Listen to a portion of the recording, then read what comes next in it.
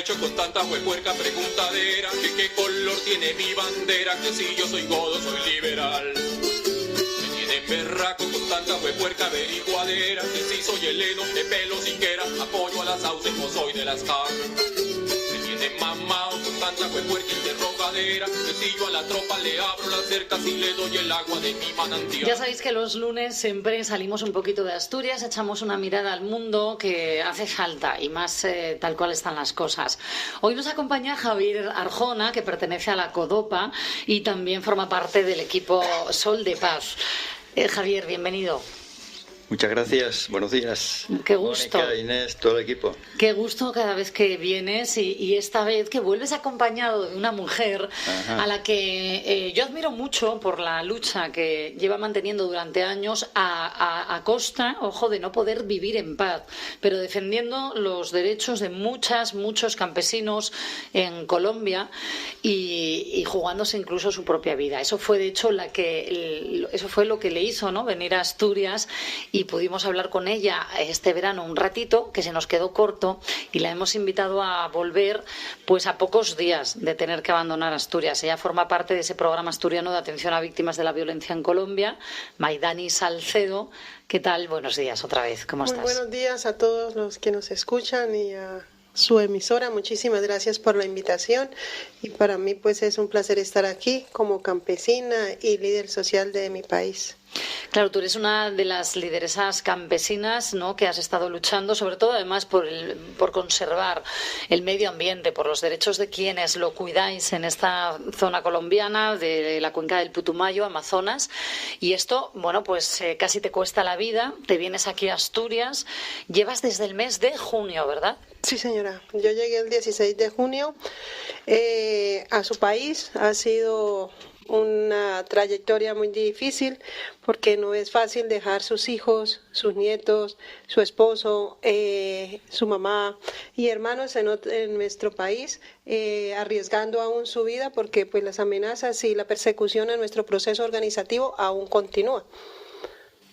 Javier, nos hablabas de la importancia de este programa, ¿no?, de atención a víctimas de la violencia en Colombia, que cumple aquí en Asturias 25 años, pero a mí me asalta siempre la misma duda, ¿no? Y es, claro, Maidani, tú has podido, claro, a ti casi te matan en tu país, ¿no? Fuiste víctima de varios atentados, pero es que ahora vuelves a tu país. Se cumplen 25 años, además, también de la muerte de Luciano, 20 años, perdón, de Luciano, que bueno, pasó una situación similar y se evidenció la desprotección de vuelta a su país, ¿no?, cuando fue asesinado en su regreso. Sí, Luciano, en septiembre 11 se cumplían los 20 años.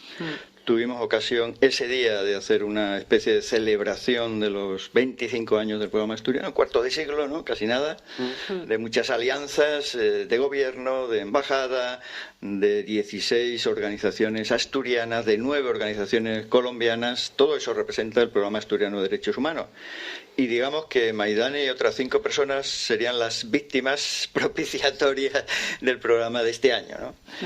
Pero si hablamos de, como dicen los ecologistas, de lo local a lo global, ¿no? ¿Qué tenemos a nivel global? Que ayer acababa en Santa Marta, allá en Colombia, en un lugar precioso, ¿no?, histórico, la cumbre entre la Unión Europea y la CELAC. Es decir, nuestros países de aquí, a los que pertenecemos, y los países de la comunidad latinoamericana y caribeña. Y se hablaba de los temas pues candentes, seguramente que más acentuado hacia los negocios, hacia las relaciones comerciales, pero también de la arremetida bélica de las últimas semanas en el Caribe, en la zona de allá. Y hoy que empieza a nivel mundial, empieza la cumbre del clima, por ahí cerquita, bueno, no tan cerca, pero sí, en Belén do Pará, donde empieza la Amazonía, donde acaba el río Amazonas, ¿no?, y se junta con el mar. Y estos temas que nos preocupan a todo el mundo de la emergencia climática, pues están ahí, cómo los van a abordar, etcétera. Pero en los territorios, ¿quiénes son los que defienden y conservan e intentan que haya una sanación de la madre tierra. Hay gente como Maidani, que la otra vez, no sé si llegó a salir en las ondas, ¿no? Porque hay una pequeña interrupción, pero nos contaba del mico bonito del Caquetá, y yo le pido que lo explique sí, ahí, a mí me gustaría como una defensa, ¿no?, tan importante. Exacto. Y son estas personas las que están siendo atacadas, las que están siendo asesinadas a nivel altísimo, pueblos indígenas, campesinos, negritudes, y son los más importantes para defender el medio ambiente. ¿Cuál es vuestra situación? ¿Cuál es la defensa que vamos a recordar, Maidani, ¿no?, la labor que tú lideras allí? Nosotros nacimos como proceso organizativo en la región andino-amazónica entre el Caquetá y el Putumayo, pero somos Cauca porque somos la Baja Bota Caucana que se une en los dos departamentos. Si somos una zona trifronteriza. Sí. Entonces, nosotros hacemos la defensa de 1980 hectáreas de bosque primario, 100 hectáreas de bosque secundario. Defendemos nuestro territorio de la minería ilegal, defendemos nuestro territorio de las no multinacionales.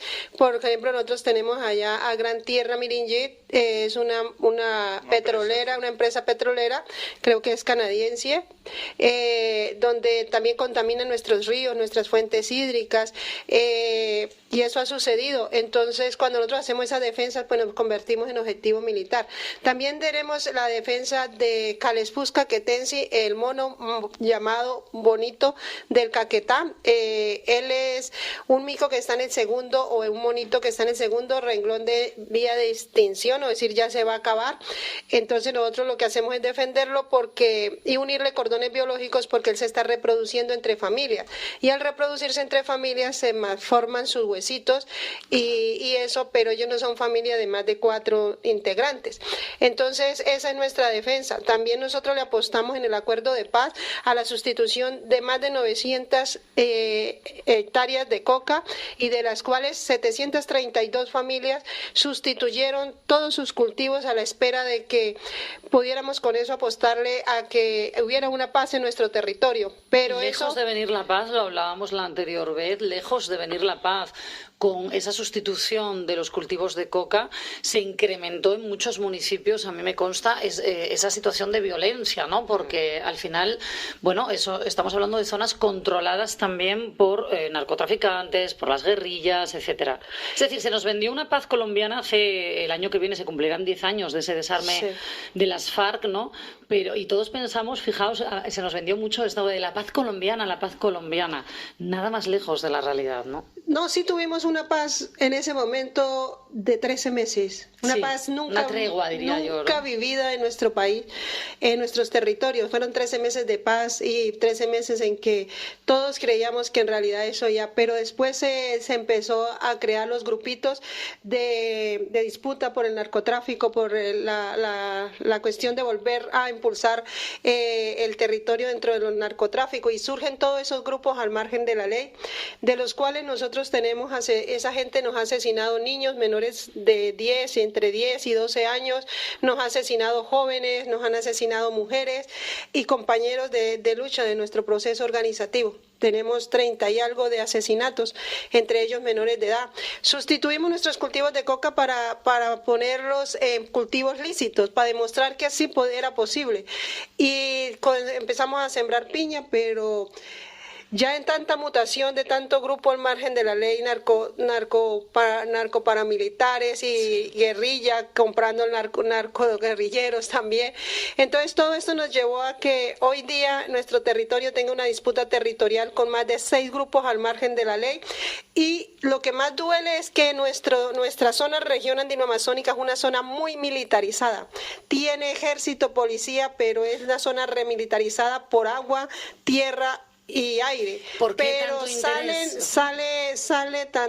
tan difícil de que las fuerzas militares de nuestro país controlen ese territorio, y uno se pregunta ¿por qué? Claro, es que llama un poco la atención, siendo una de las zonas más militarizadas, me vais a perdonar, pero una pensaría, ojito, porque lo primero que dijiste es que ahí se está haciendo una minería ilegal, están multinacionales petroleras, donde dinero manda, y entiendo yo que a lo mejor es un interés más allá de la propia empresa a nivel gubernamental, ¿no? Que siempre se ha dicho a quién dan servicio esas fuerzas paramilitares en muchos casos. Esto es una denuncia histórica de ciertas zonas, ¿no?, de abandono en Colombia. No sé si es de la vuestra, ojo. No, es todo nuestro país, pero en realidad nuestra región es una región muy difícil porque uno se preguntaría con toda esta presencia o pie de fuerza militar, era para que viviéramos con un poco más de seguridad, pero lamentablemente no, lamentablemente todo lo que es armamento, todo lo que esos grupos al margen de la ley necesitan, pasan por, perdónenme la expresión, porque como les dije al comienzo, soy una mujer campesina, no estudiada, pero pasan por las narices de todos ellos y parece que no pasara nada. Nos asesinan y no pasa nada, nos desplazan y no pasa nada, nos confinan en el territorio. Por ejemplo, nosotros como organización de 13, 14 años cumplimos ahorita el próximo año y tenemos de 904 familias, tenemos 304 familias en desplazamiento forzado, porque cuando no es porque le matan sus hijos, se los reclutan, se las llevan. Entonces, esta situación nos está llevando a que nuestro proceso, algo que es muy duro y que quisiera dejarle a todos ustedes en su conocimiento, es que en nuestro territorio sigue incrementándose la fuerza. Hace 8 días el señor más conocido con su alias de Cucuyo, nosotros tenemos una planta de transformación de productos amazónicos, como les decía, las mujeres que sustituyeron y hombres la coca y sembraron piña, nosotros construimos una planta de productos amazónicos y esa planta hoy en día nos están diciendo en reuniones a las comunidades que tenemos que entregársela a ellos. Nosotros, ¿a quién, perdón, que me he perdido aquí? A los grupos al margen de la ley. A los grupos armados que quieren controlar. Llamados comandos de frontera en nuestro país. Sí. Entonces, nosotros no podemos entregar una planta que nos ha costado. No, y que es vuestro sustento, entiendo, es un sustento para las mujeres, los niños, solamente por el hecho de que nos persigan y nos sistematicen. Claro, nosotros somos objetivo y estigmatización hasta de las administraciones municipales de nuestro territorio, están nuestras entidades. Ellos nos miran a nosotros simplemente. Allá es malo portar una, lástima que no lo puedan ver, pero una sudadera que yo cargo el día de hoy puesta, allá el que porta esta sudadera es un guerrillero. ¿Por qué? Perdón, no te veo la sudadera porque vienes con una capa encima. Es una sudadera, no es una, aquí le llaman sudadera, ustedes es a los sacos. Vale, pero ¿por qué sería sinónimo de ser guerrillero? Porque la usaba la guerrilla, pero es que somos colombianos y nosotros podemos ponernos la ropa que sea, pero allá nos estigmatizan si vestimos de negro, si nos ponemos una sudadera de esta, si decimos que yo veo normal, me refiero, por eso estos radios me llamó mucho la atención porque digo, bueno, sí, va vestida normal. Maidani, perdóname una cosa, ¿cuál es tu situación ahora? Es decir, tú el día 2 de diciembre vuelves a este territorio del cual nos has hecho una radiografía, ¿no? Claro, durante estos meses en Asturias tú has tenido esa protección de que, bueno, no seas víctima y sobre todo también te pregunto un poco a ti, Javier, ¿no? Porque es importantísimo no solamente por alejaros del foco de violencia, sino porque nosotros aquí en Asturias y en otras partes del mundo conozcamos esta realidad. Pero ¿y ahora qué pasa a tu vuelta? Es decir, tú habrás estado en contacto, ¿no? con tu pueblo, con tu familia durante este tiempo. Sí. ¿Hay garantías de que tú estés a salvo una vez pises territorio colombiano? Yo sé que y agradezco a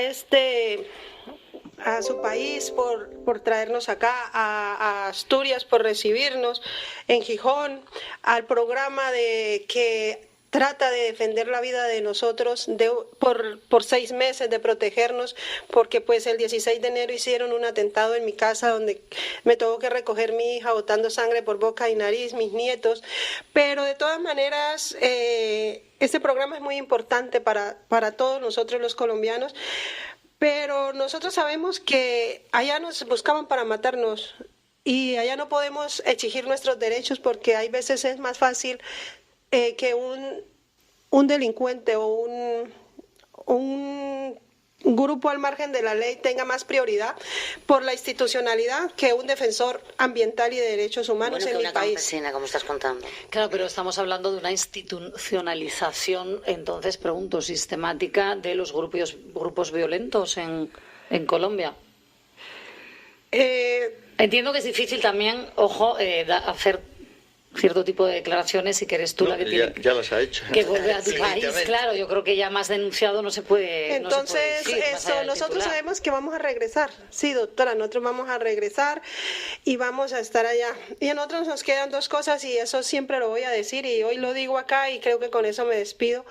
Es de que prefiero morir de pie que morir arrodillada. Prefiero morirme exigiendo los derechos campesinos y ambientales de mi país, de mi territorio andino-amazónico, que arrodillármele a un grupo al margen de la ley para que nuestro proceso organizativo de base social sea su proceso para demostrarle al gobierno en sus diálogos de, entre comillas, paz, para decir que tiene base social. Nosotros nos han ofrecido plata para que nuestra organización haga parte de ellos, pero nuestra organización es una organización autónoma. Nuestra organización no quiere pertenecer a ningún grupo al margen de la ley en el territorio, pero el que tiene las armas en nuestro territorio manda. Y lamentablemente el amparo de las fuerzas militares o del gobierno o estatal, departamental, regional o municipal es muy difícil porque el hecho de nosotros pensar diferente ya estamos siendo perseguidos, estigmatizados. ¿Y cómo mantenéis la fuerza? Porque tú lo estás diciendo, para irte atacaron a tu familia. Claro, ¿cómo vuelves? ¿Cómo sacas la fuerza para volver o no queda otra? No, ¿y cómo lo mantenéis allí? Porque no creo que estéis solos. Hay más gente con vosotros como campesinos en esa organización social. ¿Cómo mantenéis la fuerza y lucháis contra todo ese estigma un día, otro día, sabiendo que los paramilitares, como estás diciendo, tienen más apoyo institucional que vosotros como asociación o colectivo? Es difícil y no le digo que no me da miedo. A mí me da miedo porque pues la última amenaza que llegó hace 15 días es que me van a matar lo más pequeñito que yo tengo, que son mis nietos y mis hijas. Pero alguien tiene que hablar, alguien tiene que exigir, alguien tiene que decirlo. Y nosotros vinimos a este mundo a servir, porque el que no viene a este mundo a servir no debe desistir. Entonces, hay gente que le da miedo a hablar. Yo no es que sea guapa, soy una mujer y también temo morirme. Pero si alguno de nosotros no alza la voz por proteger el medio ambiente, por proteger los derechos de nuestro territorio, pues lamentablemente van a seguir siendo más vulnerados, van a seguir siendo más ultrajados. Sí. El campesino, las mujeres campesinas vamos a seguir de pronto siendo más violentadas. Los jóvenes nos quitan nuestros hijos, nuestras niñas, nuestros niños. Maidani, le quiero preguntar a Javier, siempre hacemos esta pregunta porque muchas sentimos esta impotencia de cómo se puede seguir permitiendo esto y qué podemos hacer desde aquí, ¿no? Javier, te la tengo que hacer a ti. El retorno de las personas que han llegado aquí, 152 en estos 25 años, siempre es problemático, y de las 6 que ahora igual.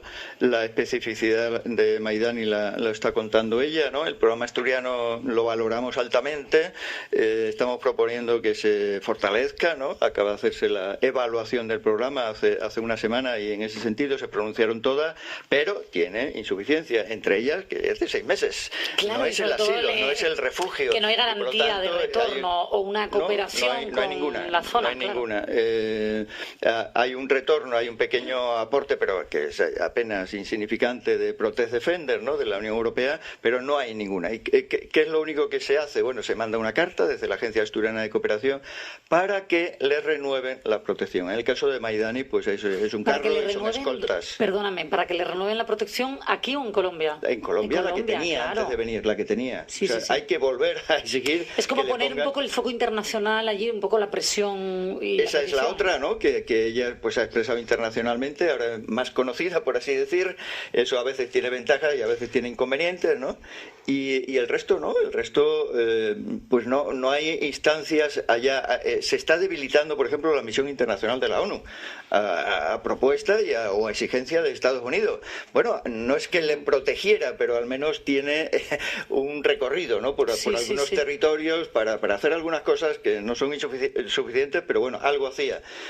Están retirando algunas misiones de la ONU. La cooperación española se mantiene. Dice Maidani que estabas siendo beneficiaria un poco de esa Nosotros protección. nos retiraron como el señor que coordinaba todo lo de ONU Derechos Humanos entre el Putumayo, Piamonte, Caquetá pues que él lo hacía en Del Huila. Entonces esa oficina de la ONU de Derechos Humanos a nosotros nos la quitaron, se fue.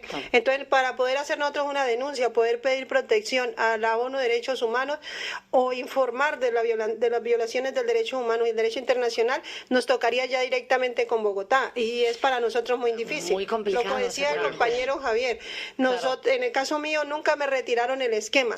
Yo lo llamo una caja de sardinas.